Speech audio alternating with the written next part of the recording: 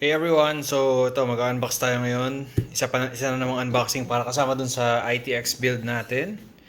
Um, Palit GeForce RTX 3070 GamingPro OC. Yan. So hindi ko na sabihin yung specs. Alam niyo na naman ang specs nito. Pakita ko na yung box. Yan. So thankfully nabili ko to ng SRP dito sa Singapore. So, around 30,000, 31,000 pesos. Yan. So, simple lang yung box niya. It's a long box. And, dito, unbox na natin. So, syempre, cut na natin. Okay. Sabi ko lang sa box ng Palit, napakalambot niya. Para siyang paper. Almost.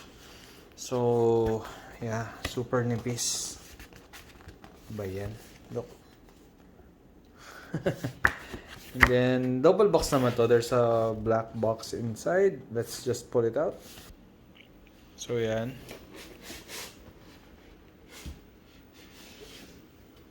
Okay.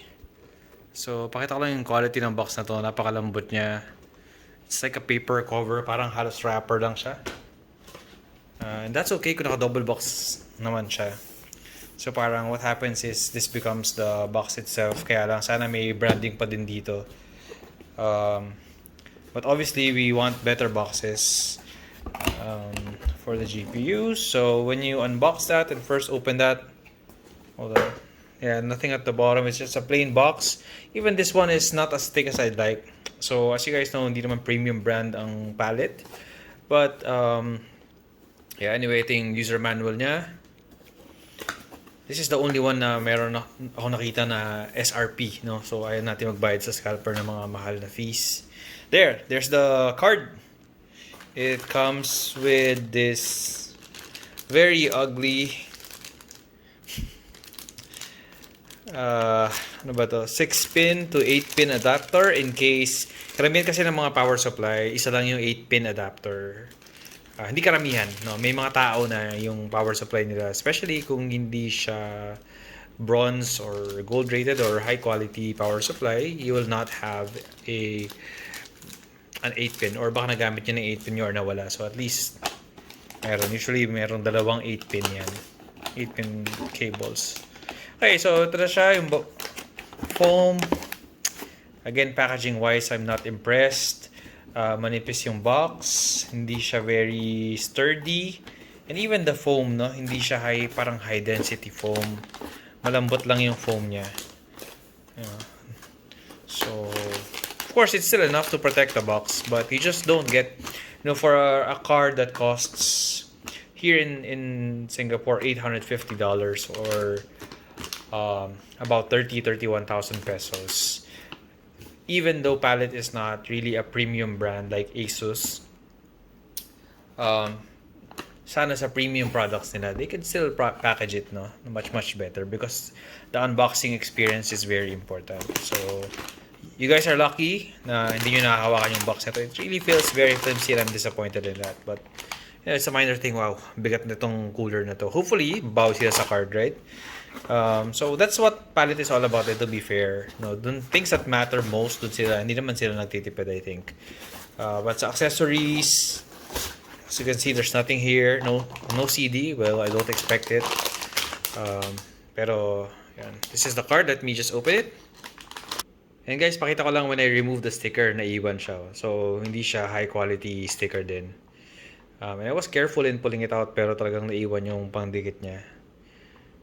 So yun lang, some of the things na at least in terms of the packaging, you get what you pay for because this is cheaper than the gigabyte version by a few dollars. Di naman sobrang laki, and cheaper than the Asus and MSI version. Even the same as the Ventus, MSI Ventus yung price. So yan na siya. So sliding the sensya na ulit. Again, bawal maarte sa mga videos na to.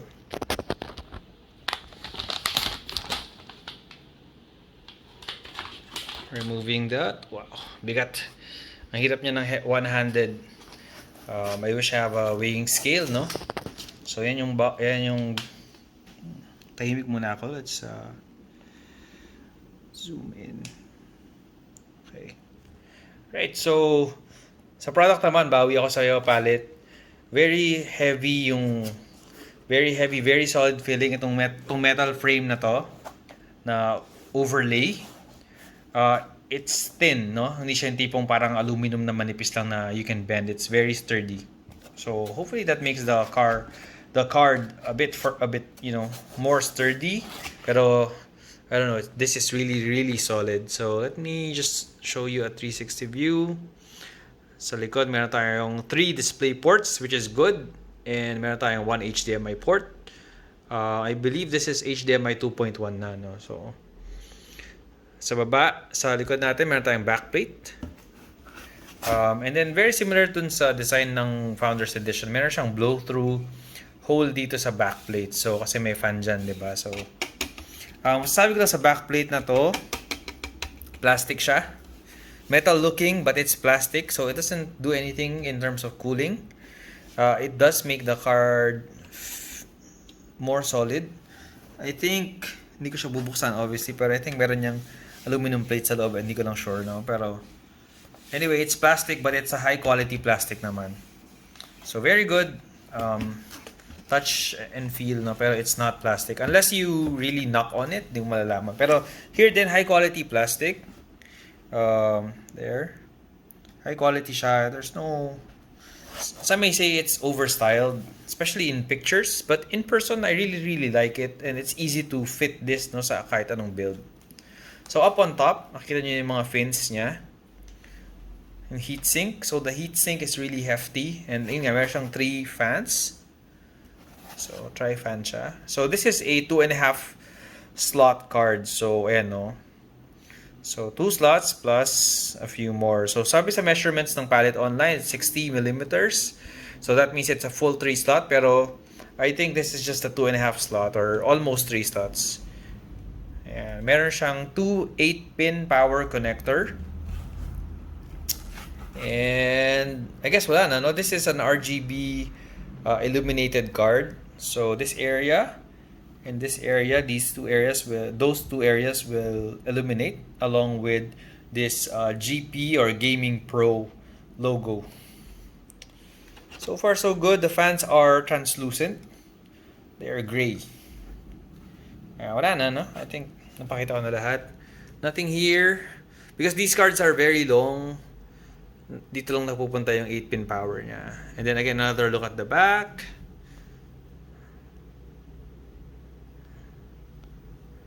And that's it.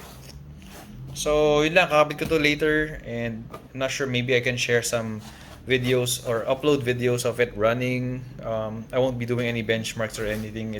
My gaming rig is still, a work in progress. Pero, wala pa actually. Yung sa akin mismo. Because I just sold my 3600 Ryzen 3600 2070 Super gaming rig. So, bibili sana ako ng 5600X pero overpriced pa siya ngayon. So, antayin muna natin. Unahin natin yung build para sa mga anak ko. This one, I will loan muna sa rig nila. Pang Roblox tsaka Minecraft. At Valorant. So, loan ko muna to doon until I get my a better deal on a 5600X. Anyway, that's it. Thank you. So if you have any questions, wala masyadong laman to, paperwork, etc. So, feel and quality of the card itself, excellent. Very hefty. Probably kung titimbangin ko to, maybe close to a kilo yan. Maybe 800, 700 grams. Maybe even more. But that's it. Very solid. No creaks. Kahit diinan mo, talagang parang matibay talaga yung pagkakagawa niya, no? So I think it will be the same naman for all the 3070 cards, especially at this range kasi kung ganito kalaki yung card tapos, 'di ba, you use light plastics, when you hold on to it here, baka hindi siya maging sturdy or mag-creak siya, which is not good definitely. So again, packaging wise, not very good. Even the foams and insulation, foam hindi masyadong maganda, box hindi masyadong maganda, manipis. But everything else about the card seems to be very high quality. So, doon naman tayo good. Doon naman good job. Alright, that's it. Thank you. Hope you like it. May questions kayo, comment lang. Thanks.